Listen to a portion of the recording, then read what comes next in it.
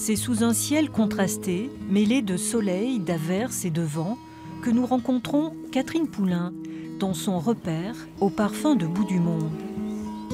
C'est ici, au bord de l'estuaire de la Gironde, qu'elle a écrit les dernières pages de son roman « Le Grand Marin », au succès fulgurant. Un retour aux sources, comme une escale pour retrouver le goût des étés et des vacances passées en Médoc. J'ai eu la chance de trouver Scarlet qui était en vente. Et j'en rêvais depuis très très longtemps. Et oui, je rêvais justement d'être posée comme ça entre la terre et l'eau. Et c'était quelque chose d'extraordinaire.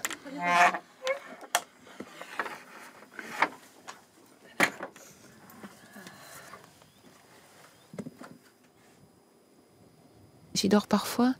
Oui, la plus belle des choses, c'est d'entendre la marée qui arrive dans mon sommeil.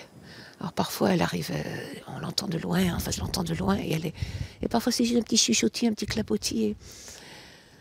Et sans dans les rêves, ça vous pénètre. Et lorsque je me réveille, eh bien, j'ai l'impression que je suis toute lavée, je suis toute... Une bouffée d'oxygène pour cette amoureuse des grands espaces après le tourbillon médiatique. Pas moins de 11 prix littéraires pour un premier roman inspiré de ses années de pêche en Alaska. Une histoire à mi-chemin entre Marguerite Duras et Jack London. Et pas question de s'arrêter là. Car dans la foulée, elle publie Le Cœur Blanc, son deuxième livre autour des saisonniers. Un thème qu'elle connaît bien pour avoir été ouvrière viticole.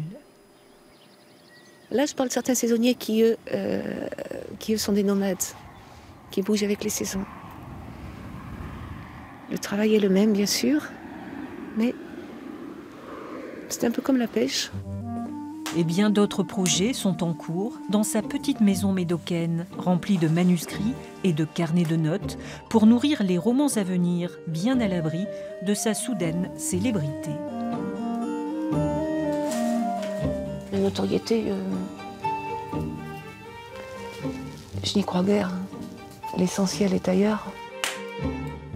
L'essentiel est ailleurs, peut-être au bout du quai, face aux lumières de l'estuaire, avec jamais très loin cette première phrase du Grand Marin, comme une perpétuelle invitation au voyage. Il faudrait toujours être en route pour l'Alaska.